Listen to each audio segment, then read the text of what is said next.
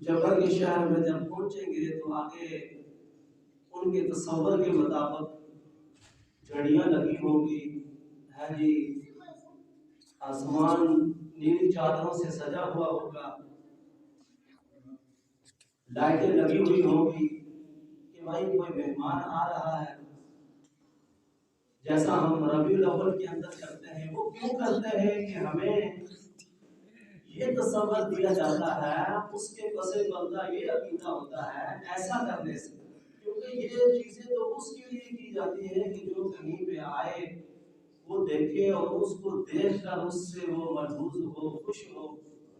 تو اس کے پیچھے یہ عقیدہ ہوتا ہے کہ بھائی حضور صلی اللہ علیہ وسلم ہماری ان لوگوں کے اوپر آئیں گے، وہ دیکھیں گے وغیرہ وغیرہ۔ تو اس طرح کے تصورات ہوتے ہیں، لیکن اللہ نے شریعت کے اندر، عبادات کے اندر، ان چیزوں کے اندر وہ جو حضور صلی اللہ علیہ وسلم کا جو ظاہر تھا نا، صحابہ کہتے ہیں کہ آپ صلی اللہ علیہ وسلم جب ہمارے درمیان بیٹھے ہوتے تھے تو آنے والے کو یہ نہیں پتا چلتا تھا کہ ان میں امام کون ہے، مقتدی کون ہے، یعنی کہ یہ ایک ظاہر تھا۔ یعنی باطنی معراج تو اللہ نے ان کو جو بلندیاں دی تھی، لیکن ظاہری اعتبار سے بھی یہ چیز ہے۔ تو اللہ نے شریعت کے اندر، عبادات کے اندر جب نماز آتی ہے نا، تو اس کا استقبال یہ نہیں ہوتا کہ آپ وہاں نماز کا وقت آ رہا ہے، یعنی اس چیز کا وقت آ رہا ہے جو حضور صلی اللہ علیہ وسلم کی آنکھوں کی ٹھنڈک ہے، یعنی جو معراج کا تحفہ ہے، تو لہٰذا ہم جو ہے نا پھول بچھانا شروع کر دیں کہ نماز کا وقت آ رہا ہے۔ نہیں بھائی، جب نماز کا وقت آ رہا ہے تو نماز کا وقت ہم سے مطالبہ کرتا ہے کہ ہم استنجا کریں، ہم جو ہے نا ظاہری اگر قضائے حاجت کا تقاضا ہے تو قضائے حاجت کریں، ظاہری پاکی حاصل کریں، اس کے بعد وضو کرتے ہیں، کپڑے پاک صاف، بدن پاک صاف کر کے باجواد مسجد کے اندر جو ہے نا وہ ہم تشریف لے کے جائیں، یہ تقاضا ہے۔ یہ نہیں کہ نماز کا وقت آیا ہے ہم جو ہے نا پٹاخے چھوڑنا شروع کر دیں، پھول بچھانا شروع ہو جائے کہ نماز آ رہی ہے، نماز کا وقت آ رہا ہے۔ تو اسی طرح شریعت کے اندر اس چیز کو دیکھا جاتا ہے، یہ ظاہری ہے، کسی کے لیے یہ کرنا وہ کرنا، یہ دنیا کے انسانوں کے لیے تصور ہوتا ہے کہ برتھ ڈے آ رہی ہے، فلاں کا جنم دن آ رہا ہے تو کیک لایا جائے، فلاں کیا جائے، پکانے پکائے جائے، فلاں، اس طرح کی چیزیں جو ہے یہ ایک بچوں کا کھیل ہے اور دنیاوی سوچ ہوتی ہے۔ لیکن جو شریعت ہے، جو دین ہے، وہ ہم سے کیا تقاضا کر رہا ہے؟ یہ جو مہینہ آ رہا ہے نا، اس مہینے کے بارے میں آتا ہے کہ یہ اللہ کا ایک مہمان ہے جو تمہاری طرف آ رہا ہے، تو اس مہمان کے استقبال کے لیے ہم نے کیا تیاری کی؟ ٹھیک ہے جی، رمضان تو آئے گا، اللہ کے نبی صلی اللہ علیہ وسلم نے شعبان المعظم کی آخری دنوں کے اندر، اور ایک روایت میں آتا ہے کہ شعبان کی آخری تاریخ کو، ٹھیک ہے جی، 29 شعبان المعظم کو اللہ کے نبی صلی اللہ علیہ وسلم نے صحابہ کرام رضوان اللہ علیہم اجمعین کے سامنے ایک خطاب کیا کہ رمضان المبارک کے فضائل، کہ اس کا استقبال، اس کی اہمیت، اس کو سمجھنا، یہ ساری چیزیں پہلے سے، اگر پہلے سے زمین دیکھیں نا، ہم فصل بیجتے ہیں تو آپ زمیندار ہیں، سمجھتے ہیں کہ فصل، زمین، دانا، بیج بیجنے سے پہلے ہم زمین کو زرخیز ہموار کرنے کے لیے جی راجہ ہل چل رہی ہے، جی پھر دوسری ہل، پھر تیسری ہل، پھر جی اب راجہ ماریں گے تو پھر بارش ہوگی تو مٹی نرم ہوگی، پھر دوسری چلے گی، پھر میڑا چلے گا۔ یہ کیا کیا جاتا ہے؟ زمین کو ہموار، اس زمین کو جو بنجر ہوتی ہے، جی سخت ہو چکی ہوتی ہے پہلے سے، اب اگر یہ بیجنے کے دنوں کے اندر یہ سارے کام بندہ کرنا شروع کر دے کہ اسی دن راجہ ہل، اسی دن وہ دوسری، اور اسی دن پھر بارش بھی ہم ڈھونڈیں، تو کیا خیال ہے؟ تو اللہ رب العزت نے آقا نامدار جناب محمد رسول اللہ صلی اللہ علیہ وسلم کے توسط سے اپنے بندوں کے لیے جو لاحہ عمل، جو قانون اور جو اصول دیا کہ اللہ کے نبی صلی اللہ علیہ وسلم نے رمضان المبارک کے اوقات دن وہ گھڑیاں آنے سے قبل اس بات کی طرف متوجہ کیا کہ اس آنے والے مہینے کی کیا اہمیت ہے جی، ہم نے کن چیزوں کی تیاری شروع کی ہوئی ہے جی، کہ کس طرح پکوڑے بنائے جائیں گے، کس طرح سموسے بنیں گے. ابھی رمضان آیا نہیں کہ جی بس عید کی شاپنگ جو ہے وہ ابھی کر لی ہے. یعنی کہ جن چیزوں کی اہمیت ہے اس چیز کے لیے اب آپ سوچ رہے ہوں گے کہ بھائی بولے صاحب روزہ رکھنا ہے، تراویح پڑھنی ہے، تو اس کے لیے ہم کون سی تیاری کریں بھائی؟ یہ کس تیاری کی بات کر رہے ہیں؟ پکوڑوں کے لیے تو بیسن لانا پڑے گا، سموسوں کے لیے جو ہے نا وہ میدا لانا پڑے گا، جلیبیوں کے لیے وہ لائیں گے، ساری چیزیں، ساری اشیاء، دیگر معاملات سحری کے لیے جو ہے نا ابھی سے جو ہے نا کون سا مکر ہونا چاہیے، افطاری کے لیے کیا ہوگا. تو گھروں کے اندر بچے، عورتیں، ہر ایک جو ہے نا راشن ہے جی، جو ڈیوٹیوں کے اوپر ہے وہ چھٹی مانگ رہا ہے جی گھر جائے تاکہ فوراً راشن رمضان آ رہا ہے. وہ سارا سلسلہ جو ہے نا جن کی یہ فکر ہے نا، بالکل کرے، اچھی بات ہے، اس سے منع تو کوئی نہیں کر رہا ہے جی. دکاندار جو ہے وہ اس چیز کے اندر لگے ہوئے ہیں کہ ہم عوام تک ساری چیزیں پہنچائیں، تو وہ چیزیں لا رہے ہیں، اسٹاک ہو رہا ہے سارا سلسلہ. یعنی کہ یہ کس چیز کا سیزن تھا، ہم نے اس کو کس چیز کا سیزن بنا کر، یہ ضروریات زندگی تو ہو سکتی ہے لیکن مقصد زندگی نہیں، مقصد رمضان نہیں، مقصد ایمان نہیں، مقصد اعمال نہیں ہے جی، مقصد سحری نہیں، مقصد افطاری نہیں. اصل چیز کیا ہے؟ جس چیز کو سمجھنا ہے کہ اللہ کے نبی صلی اللہ علیہ وسلم کا وہ فرمان، اس کو اگر دیکھا جائے تو اس گفتگو کے اندر کہ ہم نے کیسے استقبال کرنا ہے، کون سی تیاری کرنی ہے، اپنے ایمان کو، قلوب و اذہان کو کس تصور کے ساتھ سجانا ہے. یقین جانیے اگر ہمارے تصور کے اندر وہ چیز نہیں، یہ جو سلسلہ ہے، یہ جو استقبال ہے، یہ وہ استقبال نہیں کہ جو ہم نماز کی نیت میں کر رہے ہوتے ہیں. یعنی 4 رکعت نماز فرض جو زبان سے دہرا رہے ہوتے ہیں نا، یہ ایک تصور ہے، یہ ایک احتساب ہے، یہ ایک فکر ہے. یہ وہ فکر، عمل کی فکر جو ہے، اپنے گناہوں کی فکر، اپنے گناہوں کا احتساب، اپنے اعمال جو نیکیاں ہیں ان کا احتساب، ان کی فکر، اپنی گزرے ہوئے لمحات جو ہے ان سب کا تصور دماغ میں رکھ کر کہ میں نے اس مہینے کا سامنا کیسے کرنا ہے، میری نیکیوں کی تعداد زیادہ ہے، کم ہے، میرے گناہ زیادہ ہے نیکیوں سے یا کم ہے، یہ احتساب کر کے یہ تصور سوال ہی نہیں پیدا ہوتا کہ کبھی کسی نے اپنے آپ کو اس حوالے سے بھی ٹائم دیا ہو کہ اس بارے میں بھی ذرا غور و فکر کر لی جائے. تو اس بات کی طرف اللہ کے نبی، جو میں نے احادیث مبارکہ آپ کے سامنے رکھی ہے کہ من صام رمضان ایمانا، کہ جس نے رمضان کے روزے رکھے. آپ دیکھیں گے روزے بہت رکھنے والے ہوں گے، رمضان سب کے اوپر آ رہا ہے، چاہے وہ مسلم ہے، کافر ہے، سب کے اوپر یہ رمضان آ رہا ہے، یہ رمضان کا مہینہ سب کے اوپر آ رہا ہے.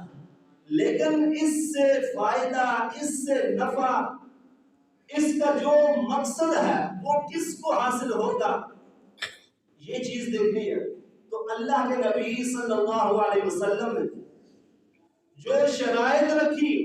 کہ من صام رمضان، کہ جس نے رمضان کے روزے رکھے، کس انداز کے اندر، کس اصول کے تحت، ایمان، کہ وہ ایمان والا بھی ہو، وہ احتساب، اس احتساب کے ساتھ، اس غور و فکر و تدبر کے ساتھ کہ اس نے اپنی ذات کا محاسبہ بھی کرنا ہے. جو ایمان کے تقاضے ہیں. ایمان لانے کے بعد جو تقاضے اس ایماندار کے اوپر لاگو ہوتے ہیں، چاہے وہ قولی اعتبار سے ہو، عملی اعتبار سے ہو، کہ اس کا ظاہر اور باطن بتائے کہ یہ ایمان والا ہے، اس کا فعل اور تضاد بتائے کہ یہ ایمان والا ہے، اس کے اعمال، کردار، گفتار، انداز، رفتار، ان سارے سلسلوں سے، شب و روز کی زندگی سے پتہ چلے کہ یہ اعمال صالحہ کے ذریعہ سے اس کا ایمان چھلکتا ہوا نظر آئے. صرف یہ نہیں کہ زبان سے کہہ دیا لا الہ لا الہ تو کیا حاصل؟ دل و نگاہ، دل و جان، دل و قلب مسلمان ہی تو کچھ بھی نہیں. یہ اسی لیے کہا گیا، یہ بات درست ہے، من قال لا الہ الا اللہ دخل الجنہ. اللہ کے نبی صلی اللہ علیہ وسلم نے یہ فرمان کہ جس کا آخری جملہ، جس نے یہ کہہ دیا من قال لا الہ الا اللہ دخل الجنہ، وہ جنت میں داخل ہوگا. اس کا مطلب ہم نے یہ سمجھ لیا کہ بس زبان سے کہہ دیا لا الہ؟ نہیں. دوسری جگہ، دوسری احادیث کے اندر اس حدیث کی وضاحت اور تفسیر ہے کہ من قال لا الہ الا اللہ، کہ جس نے لا الہ الا اللہ کہا اور دل کے ساتھ اس کی تصدیق کی، کہ اس کی وہ تصدیق اس کے اعمال سے ظاہر ہو. اور اللہ کے نبی صلی اللہ علیہ وسلم نے فرمایا کہ جس نے بھی لا الہ الا اللہ کہا، جس نے کہا ہے نا، اس کو چاہیے کہ وہ جانے کہ میں نے کیا کہا ہے. کیا وہ جانتا ہے کہ میں نے کیا کہا؟ جو جانتا ہے کہ میں نے لا الہ الا اللہ کہا، کیا خیال ہے؟ پھر وہ یہ سمجھ گیا، وہ یہ جان گیا،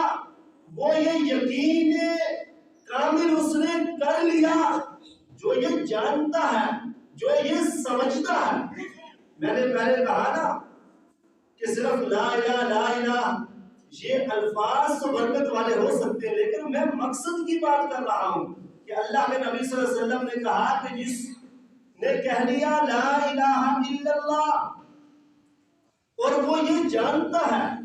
وہ یہ سمجھتا ہے کہ میں نے کیا کہا،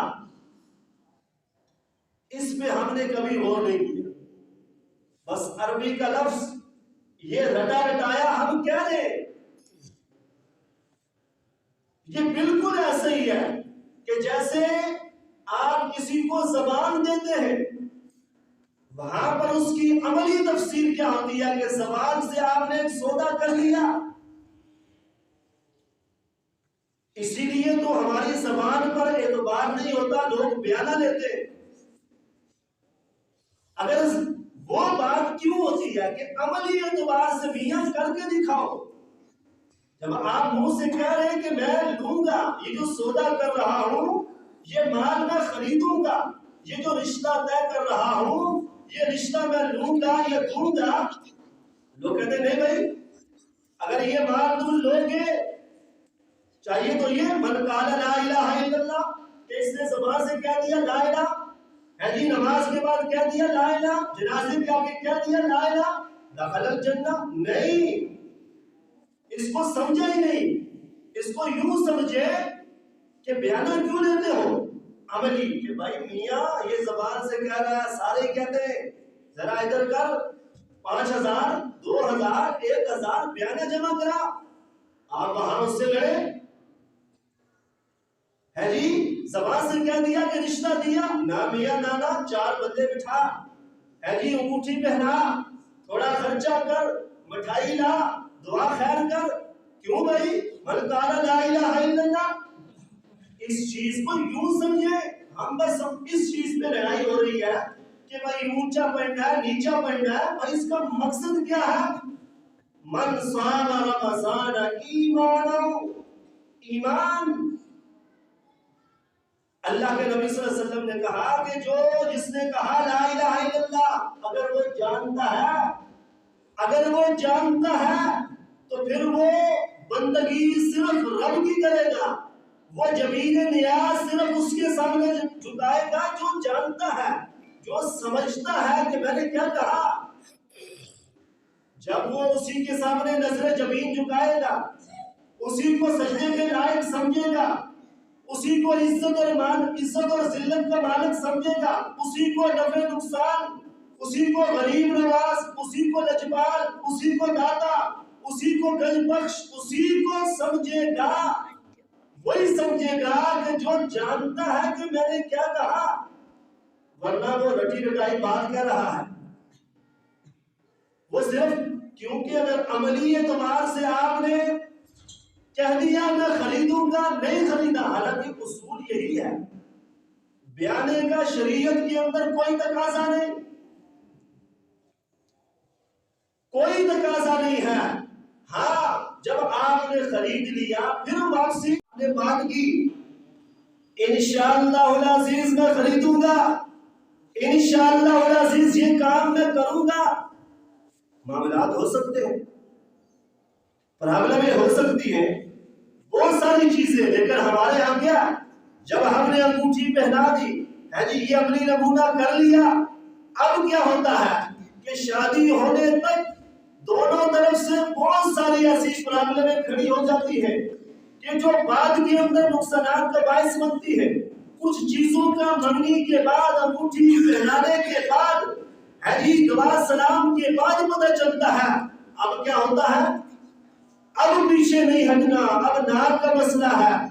اب فلاں کا مسئلہ ہے، اب ایک بار کرنا ہی کرنا ہے، چاہے کر کے چھوڑ ہی دے۔ یہ ہے بھائی، ایسا ایمان نہیں لانا، ایسا ایمان ہم اپنا رہے۔ رمضان آئے گا،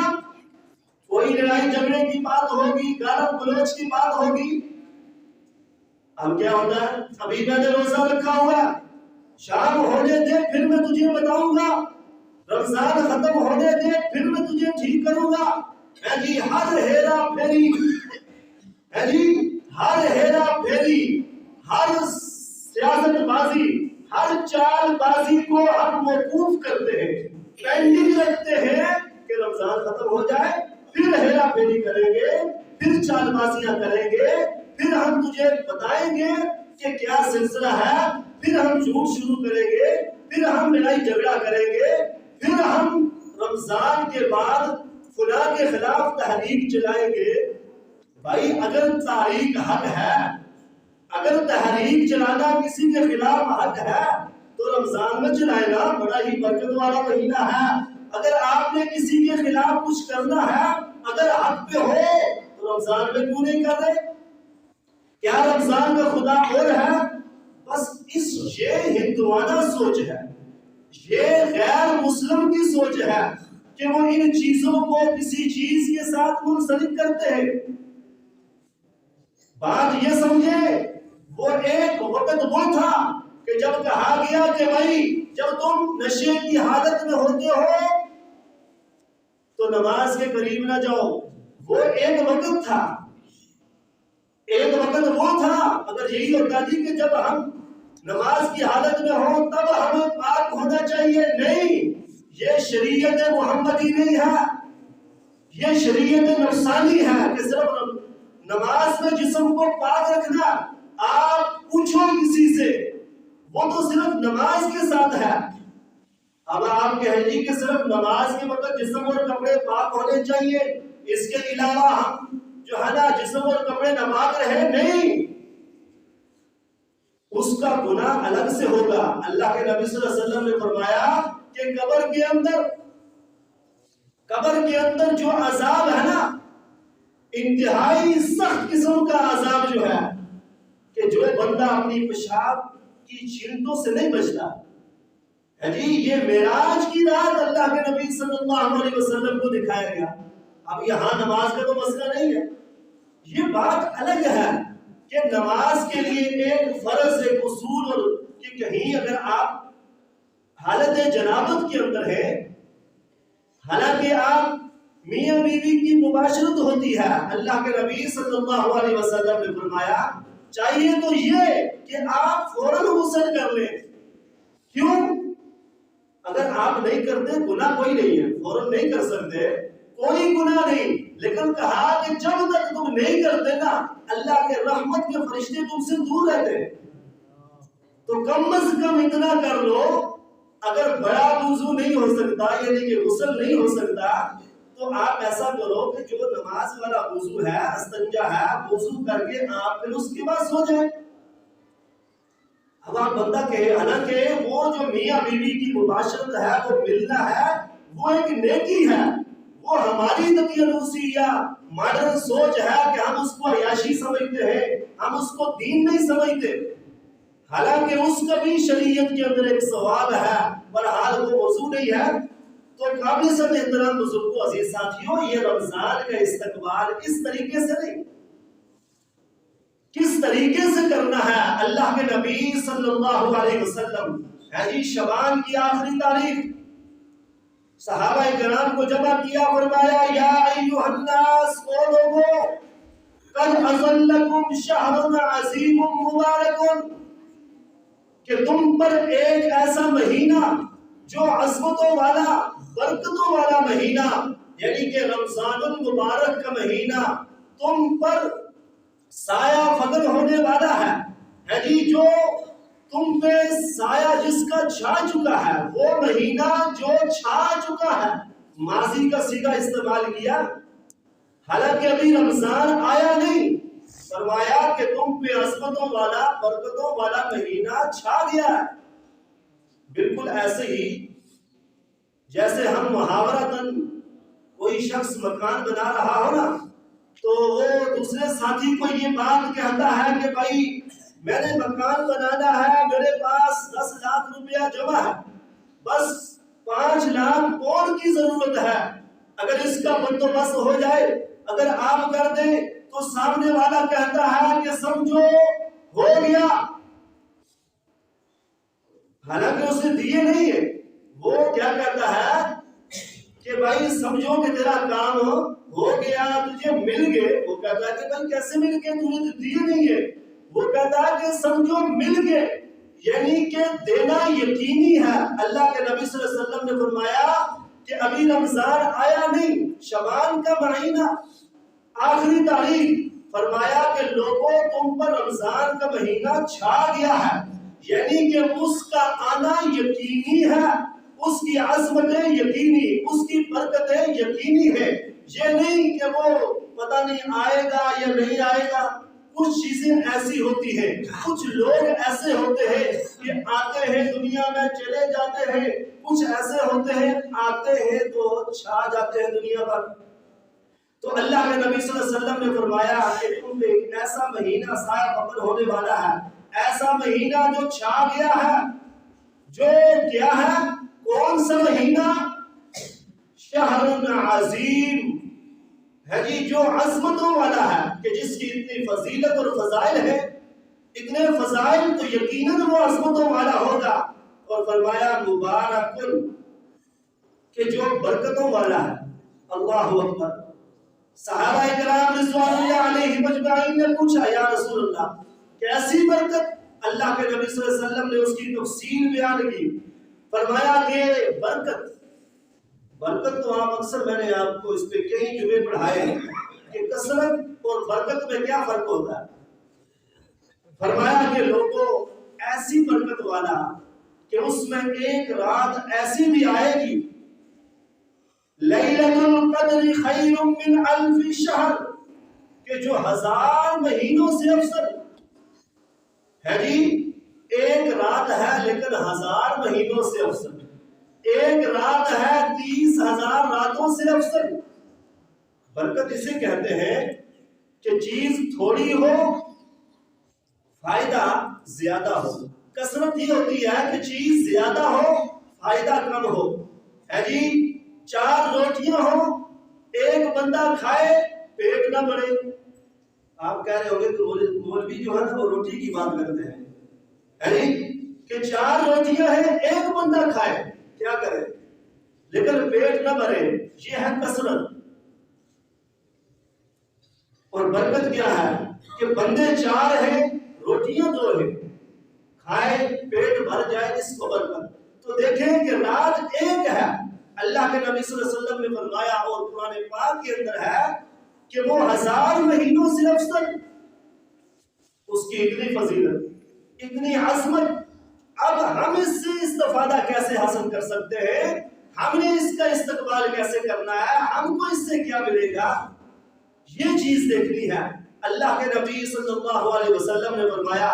وہ مہینہ آ رہا ہے کہ جس کا دن کا روزہ تم پہ فرض کر دیا گیا ہے ایمان اور احتساب کے ساتھ،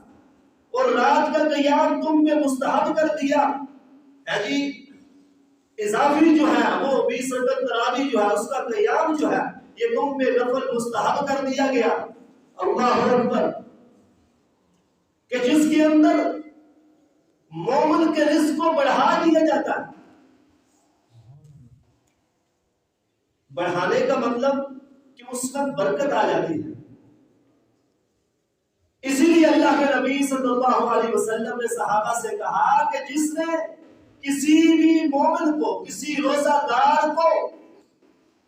روزہ افطار کروایا تو اللہ اس کے گناہوں کو معاف کر دے گا، اس کو جہنم سے آزادی اور رہائی عطا کر دے گا۔ صحابہ کرام نے پوچھا یا رسول اللہ، ہمارے کچھ لوگ ایسے بھی ہیں کہ جن کے پاس اتنی استطاعت نہیں ہے، قربان جاؤں ورحمت للعالمین، اللہ تو بخشش کے بہانا جاتا نا۔ فرمایا کہ لمبی چوڑی بات نہیں، اگر کھجور کا ایک ٹکڑا جو ہے جی پانی کا ایک گھونٹ ہی کیوں نہ ہو، ہے جی لسی کا، یہ 3 کہا، فرمایا کہ کھجور کا ٹکڑا، ہے جی پانی کا گھونٹ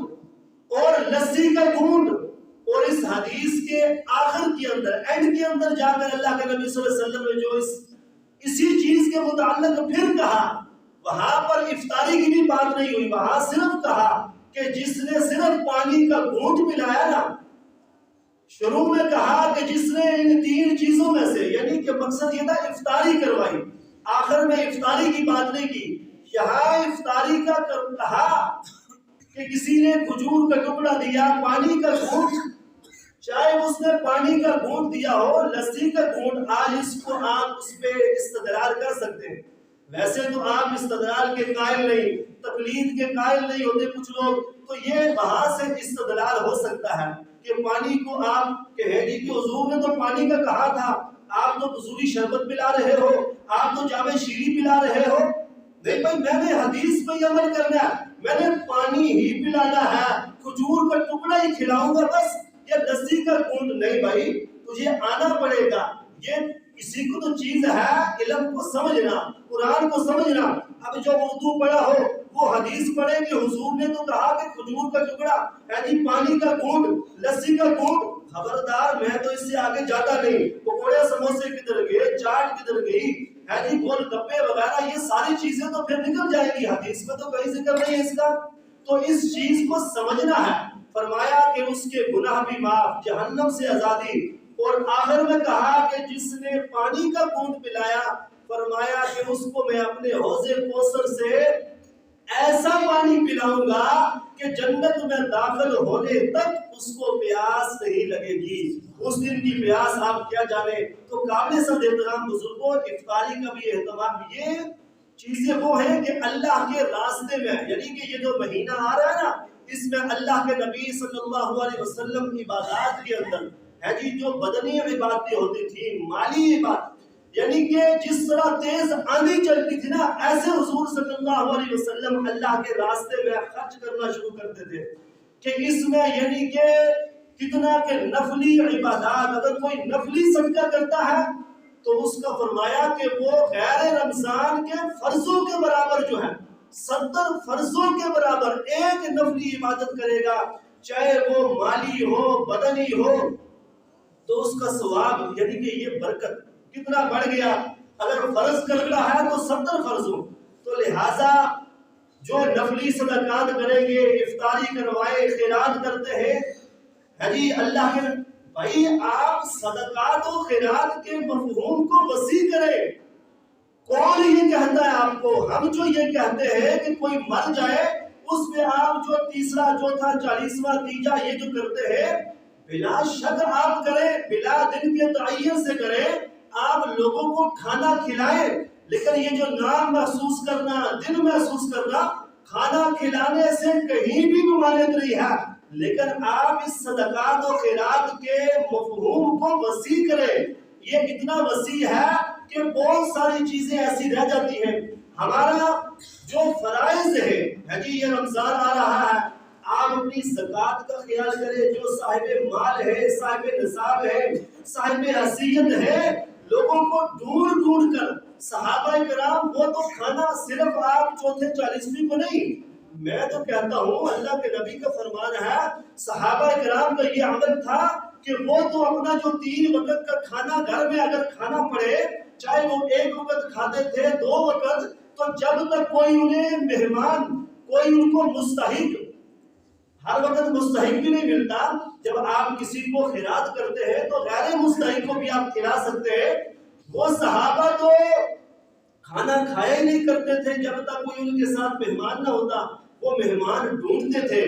یہ چیز ہے، یہ نیکیوں کا سیزن آ رہا ہے، جہاں پر آپ نے اور سلسلوں کی مال کا سیزن نہ سمجھے، نیکیوں کا سیزن، اس چیز کو سمجھے، اور پھر یہ اللہ کی توفیق سے ہوتا ہے، اللہ کی عطا سے ہوتا ہے۔ جی آپ دیکھیں نا، یہ جو سلسلے ہیں، یہ آپ کے جو خالص اور حلال رزق اور مال ہوتا ہے، وہ اگر آپ اللہ کے راستے میں خرچ کرتے ہیں، یقین جانے یہی صدقہ جاریہ ہے۔ آپ کسی کو کھلا رہے تو میں نے کہا کہ اس کو وسیع کریں، وہ چیز ہو کہ جو تاخیر قائم رہے۔ یہ دیکھیں نا، میں آج آیا ہوں تو میں نے دیکھا ہے ماشاءاللہ، شاید آپ نے تو غور نہیں کرنا کیونکہ آپ لوگ اپنے گھر پہ غور کرتے ہیں، ہاتھ کھڑا کریں کہ کس کس نے غور کیا ہے کہ مسجد میں کوئی تبدیلی نظر آ رہی ہے؟ ماشاءاللہ کم لوگوں نے کھڑا کیا ہے، زیادہ کو نہیں پتا، کیونکہ ہم نیچے تو دیکھتے ہی نہیں ہیں، ہماری گردن جو ہے وہ اوپر ہے۔ ذرا آپ نیچے دیکھیں زمین کی طرف کہ ہم نے زمین میں جانا ہے، اور ساتھ دیکھیں کہ یہ آپ کے لیے کارپٹ جو ہے یہ کتنی یہ مزین، آپ نے تو گلیاں نہیں سجائی، رمضان آ رہا ہے ربیع الاول کی طرح، لیکن ماشاءاللہ حاجی مشتاق صاحب جو ہے اور ان کے عزیز و اقربا، ان کی طرف سے جو ہے نا یہ آپ کے بیٹھنے کا ہے جی، ویسے تو اللہ کا گھر ہے، یقین جانے کہ یہ اللہ کے نبی صلی اللہ علیہ وسلم نے ایک غیر سید حضرت تمیم داری جو ہے وہ سید نہیں تھے، ہم تو یہاں لین دین میں جگڑتے ہیں سید غیر سید، وہ غیر سید تھے۔ شام سے واپس آئے، ایک فانوس ایک بڑا بلب لے کے آئے، مسجد نبوی میں لگا دیا ہے جی۔ بلب سے مراد یہ ہے کہ آپ سمجھے کہ مولوی صاحب پھر بجلی بھی ثابت کرو، یعنی کہ اس وقت کے لحاظ سے جو بلب ہوگا، جو دیا ہوگا یا جو روشنی ہوگی، تو اللہ کے نبی صلی اللہ علیہ وسلم نے جب پوچھا تو بتایا گیا، تو اللہ کے نبی صلی اللہ علیہ وسلم نے کہا کہ کاش آج محمد رسول اللہ، محمد بن عبداللہ کی کوئی بیٹی اگر ہوتی تو میں اس کا نکاح تمیم داری سے کر دیتا۔ کہ کتنی بڑی فضیلت، یہ تو دنیا کی فضیلت اور وہ محمد عربی سے فضیلت۔ تو فرمایا کہ بیٹی تو تھی نہیں، تو آپ کے چچا زاد بھائی حضرت عبداللہ ابن عباس کھڑے ہو گئے، کہا اللہ کے نبی میں آپ کا بھائی ہوں، میری اولاد آپ کی اولاد ہے، میں اپنی بیٹی کا رشتہ جو ہے تمیم داری کو دیتا ہوں۔ تو یہ اللہ کی دیر اور فضیلت ہوتی ہے۔ تو دوسری چیز یہ ہے کہ پھر کیونکہ یہ چیز سنبھالنے سے بھی ہوتی ہے، تو اب یہ بھی کیا گیا کیونکہ بچے ہیں، لوگ آتے ہیں نا، اب رمضان آئے گا، لوگ آئیں گے مزے سے، مسجد میں نماز پڑھی اور ٹانگیں لمبی کی اور سو گئے، ناراض نہ ہونا، یہ اللہ کا گھر ہے۔ وَأَنَّ الْمَسَاجِدَ لِلَّهِ فَلَا تَدْعُوا مَعَ اللَّهِ أَحَدًا۔ اس کا پھر اب عام کے لیے یہ باہر دیوار تاکہ پانی بھی اندر نہ آئے، تو 5 وقتوں کے لیے باہر بھی انتظام کیا تاکہ باہر بھی جو ہے نا وہ کارپیٹ کا انتظام ہو۔ تو جنہوں نے اس میں حصہ لیا اللہ ان کو اجر عظیم عطا فرمائے، اللہ ان کا گھر جو ہے نا جنت کے لیے پہلے سے۔ ابراہیم علیہ السلام نے جب معراج سے حضور لوٹے نا، کہا کہ میرے بیٹے جب آپ جاؤ گے اپنی امت کو بتانا کہ جنت جو ہے یہ چٹیل میدان ہے، بالکل چٹیل، کوئی بیڑا نہیں مارا ہوا، کوئی راجہ ہل وہاں نہیں لگی ہوئی، یہ ساری ہلیں تم نے چلانی ہے، بیج تم نے بونا ہے، تم اگر چاہو تو درخت لگا سکتے ہو، اگر تم کہو گے سبحان اللہ تو ہو نا، تو یہ جنت کے اندر ایک درخت لگ گیا۔ تو یہی اعمال ہے، یہ دنیا کے اندر کر لو۔ اللہ رب العزت ہمیں اللہ کے گھروں کے ساتھ، مساجد کے ساتھ جڑنے کی توفیق عطا فرمائے۔